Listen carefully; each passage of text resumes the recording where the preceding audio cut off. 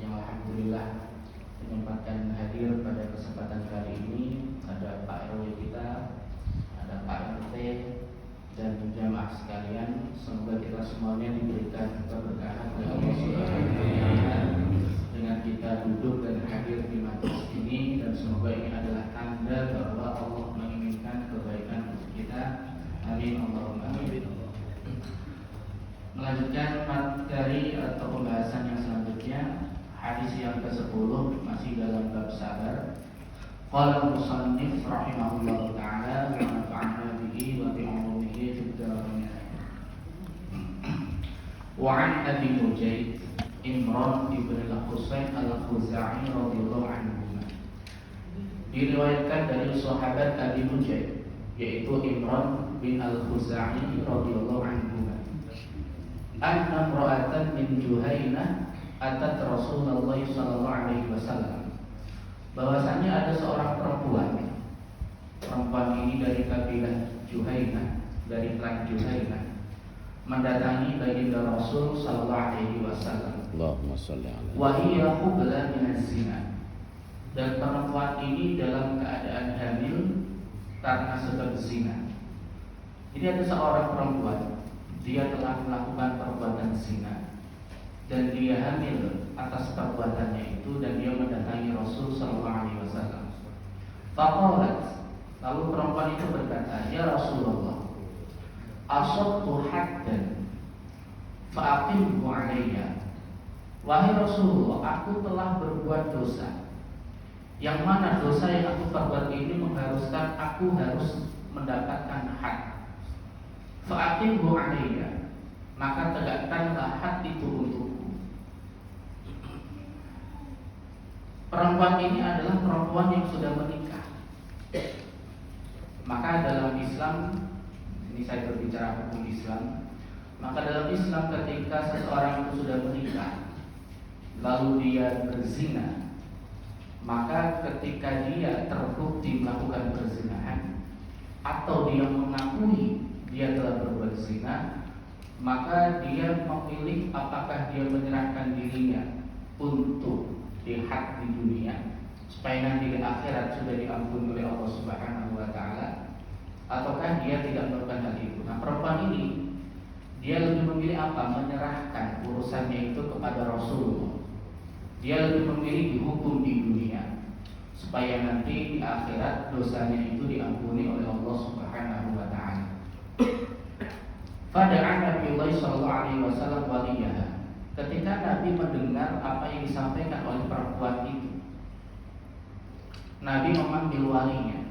Nabi memanggil orang tua si perempuan ini. Faqala, lalu Nabi berkata, ahsin ilaiha, berbuat baiklah kepada anakmu ini, jagalah anakmu ini. Fa idza wada'at fatini, jika dia sudah melahirkan, maka datanglah kembali kepadaku. Tidak mungkin perempuan ini dirajam. Kenapa? Karena dia masih mengandung seorang anak. Maka jika ibunya mati, anaknya mati. Maka Rasul berpesan, ahsin ilaiha, berbuat baiklah kepadanya.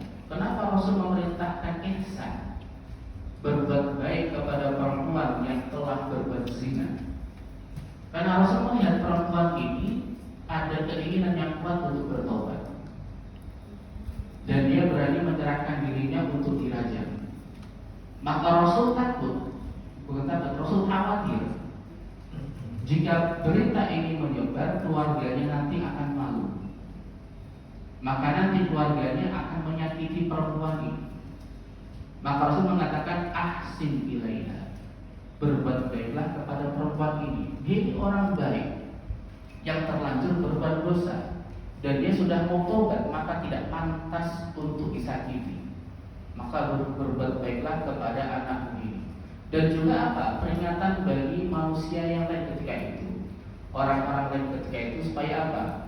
Supaya perempuan ini tidak menjadi bahan omongan, supaya tidak ada orang yang menyakiti perempuan ini karena dia sudah mau bertobat. Maka perintah Rasul, berbuat baiklah kepada dia, dan ketika dia sudah melahirkan anaknya, datang kembali kepadaku. Fafa'ala, Lalu itu pun dilakukan oleh sang wali, oleh sang ayah. Ketika anaknya sudah lahir, fa'amara biha Nabi sallallahu alaihi wasallam. Nabi memerintahkan agar wanita itu dirajam. Fasyuddat 'alaiha thiyabuha. Maka sebelum dirajam, karena ini perempuan, pakaiannya diikat terlebih dahulu supaya nanti dan di tengah-tengah proses rajam itu tidak ada auratnya yang terbuka. Meskipun dia dirajam, tapi apa? Rasul masih memperhatikan jangan sampai auratnya terbuka. Maka pakaiannya diikat sedemikian mungkin supaya tidak terbuka auratnya nanti. Tsumma amara biha farujimat. Lalu dirajamlah perempuan itu hingga mati tentunya. Tsumma shalla 'alaiha. Uniknya, lalu Rasulullah ikut menyolati perempuan ini. Padahal seorang alim, bahkan sekelas Nabi, biasanya apa? Tidak mau menyolati pelaku dosa besar sebagai bentuk apa? Hukuman atas dia. Tapi Nabi tidak melarang orang lain untuk menyolati. Tapi untuk ahli ilmu, biasanya apa? Jangan ikut menyolati supaya sebagai hukuman atas pelaku dosa besar. Tapi ini Rasulullah ikut menyolati perempuan ini. Oleh karena itu sahabat Umar kaget, lalu bertanya, "Tusalli 'alaiha ya Rasulullah wa qad zanat?" Wahai Rasulullah, engkau menyolatinya, bukankah perempuan ini telah berzina? Engkau menyolati perempuan yang telah berzina ini, wahai Rasulullah. Lalu Rasulullah menjawab, "Laqad tabat taubatan." Sungguh perempuan ini benar-benar telah bertaubat. Lau kusimat, seandainya taubat perempuan ini dibagi baina sab'ina min ahli Madinah, di antara 70 penduduk Madinah, lawasi'atku, maka itu cukup bagi mereka sendiri.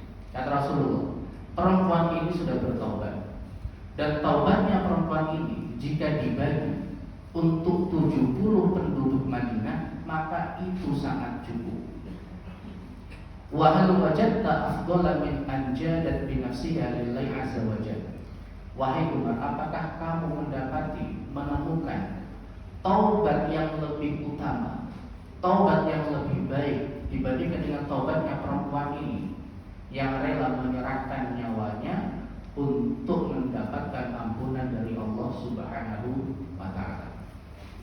Maka dari sini kita lihat, ketika seseorang itu sudah benar-benar bertaubat, maka dosanya akan diampuni oleh Allah Subhanahu wa taala. Begitu juga perempuan ini, dia telah berzina. Dan kita tahu zina itu adalah dosa besar. Dia telah terjatuh dalam dosa besar, bahkan sampai hamil. Tapi ketika dia sudah bertaubat, Rasul sangat memuji perempuan ini. Dia rela nyawanya diserahkan untuk bertobat kepada Allah Subhanahu wa taala. Bahkan beliau mengatakan, seandainya taubatnya itu dibagi kepada 70 penduduk Madinah, maka itu sangat cukup. Maka bukti ridhonya Rasul adalah Rasul ikut menyolati perempuan ini, dan Rasul mengatakan taubatnya perempuan ini cukup untuk 70 penduduk Madinah. Nah, maka ini adalah pelajaran bagi kita bahwa sebesar apapun dosa kita, jika kita benar-benar ingin bertobat kepada Allah Subhanahu wa taala, maka Allah pasti akan mengampuni dosa kita. Begitu juga dengan apa yang ada di dalam hadis ini. Kemudian hadis selanjutnya